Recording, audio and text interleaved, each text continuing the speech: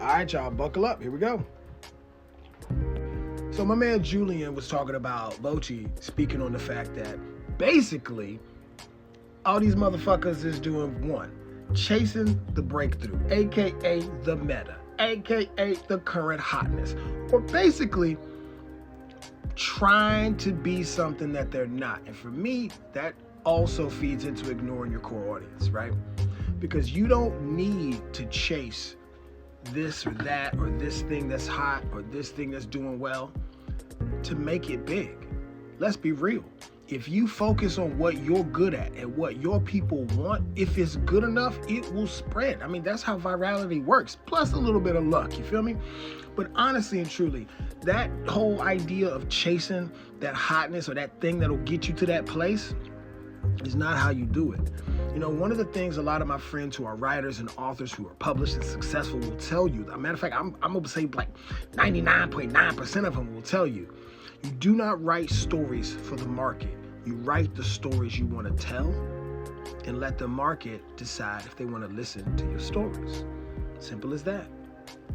But I want to get a little deeper into that because I think when you spend so much time chasing after that meta, that current hotness to try to, get somewhere, you get this. Y'all remember when this came out? And then we got these, and this happened, and then these happened, and this happened, and now this, these, and these right here, and these. Oh yeah, don't forget. Yep, these two. We're all chasing that trend, right? And let's call it, you gotta call a spade a spade. They all tried to follow the formula that the Harry Potter series started and did better than all of them, right? And people can like what you like, but you cannot deny that they tried to follow that formula. And it gave us a lot of stale bullshit. And I've mentioned this before, that a lot of other industries have gone through and are going through what the anime manga industry is going through right now. And wait for it, a lot of that shit is because they're not, one, allowing these motherfuckers to fail. Listen, you gotta cut your teeth somewhere. It does not, when you try to make it big immediately, like when you come out to bat and you wanna hit a grand slam, 9 times out of 10, you're gonna fucking strike out. And a lot of those people aren't getting second chances. It's why you see them going back to the well. It's why isekai is so fucking massive. It's because it's a formula that's been working. I'm not saying it's working well, but it's working. And that does not bode well for the anime manga industry. I mean, again, I mentioned it earlier. Look at cinema.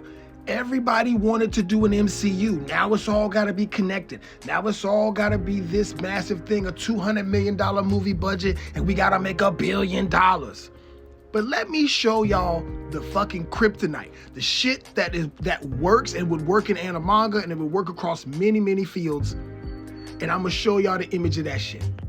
Yeah, this motherfucker right here. This is the face of what I'm talking about. He didn't have a $200 million movie budget.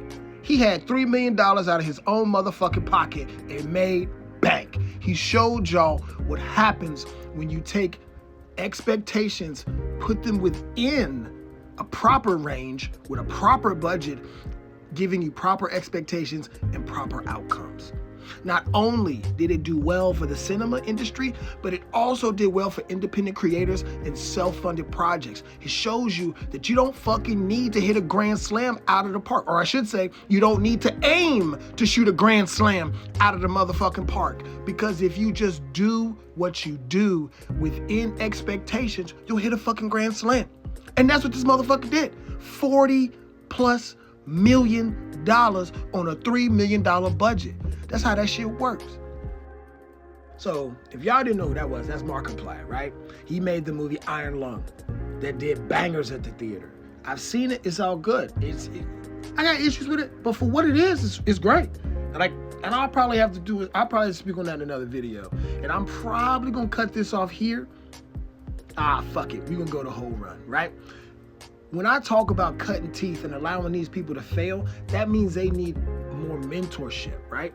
Instead of going back to the well of the same old shit, the same old Bleaches, the same old Narutos, the same old One Pieces, the same old DBZs, right? We need to find new voices and allow these older folks that are still around to help them cut their teeth, help them and allow them to mature and grow. Because let's be real, we done lost a ton of the creatives in the field of anime. And the god himself, Osamu Tezuka, gone way too fucking soon. Satoshi Kon. The fucking other father of fucking Studio Ghibli, Isao Takahata.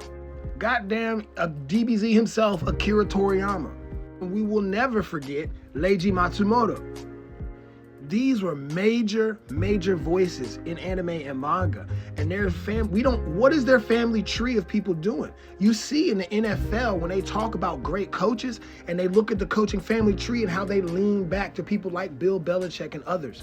We don't see that nowadays because they don't seem to be allowing them to cut their teeth. When Bocchi talks about how they try to follow a formula to get into Shonen Jump, for fucking why?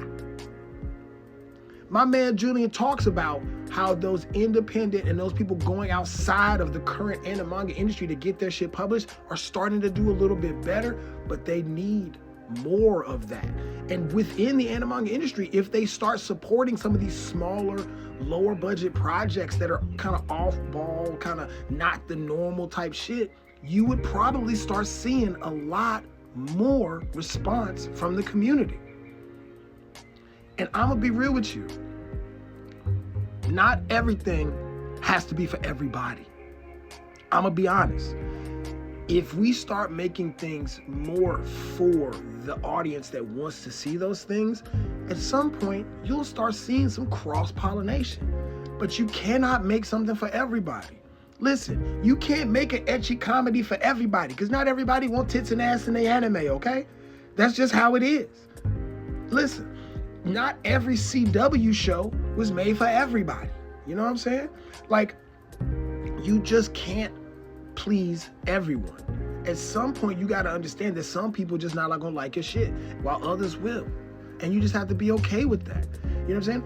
I love old school anime. I love throwbacks from people like, stuff like from Katsuhiro Otomo. He gave us Akira.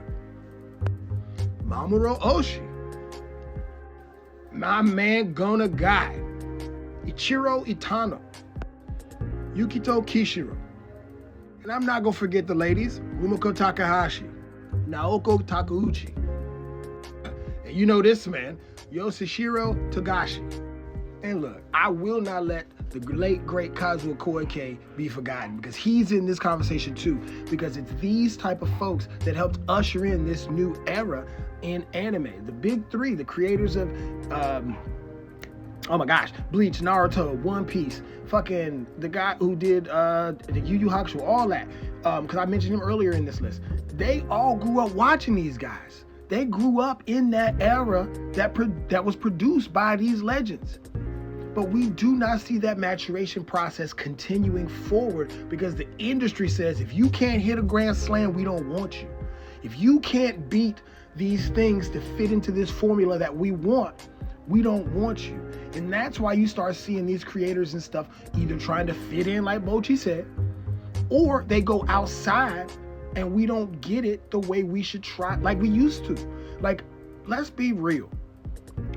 If we keep having these people try to fall into this formula of popularity and chasing the new hotness, this industry will die on the vine because you need innovation. You need weird shit. You need stuff to fail. Because how in the world will you get a subculture of cult classics if you don't fail? If you don't allow these people to make weird stuff, cut their teeth and learn and grow, how in the fuck are we going to let this industry continue? And that is why I absolutely agree with my man Julian. And I also want to throw that out there because, again, anime manga is going through what a lot of other industries are going through and currently have gone through, specifically with comics and literature and movies. What do y'all think? Hit them comments and let me know. Peace.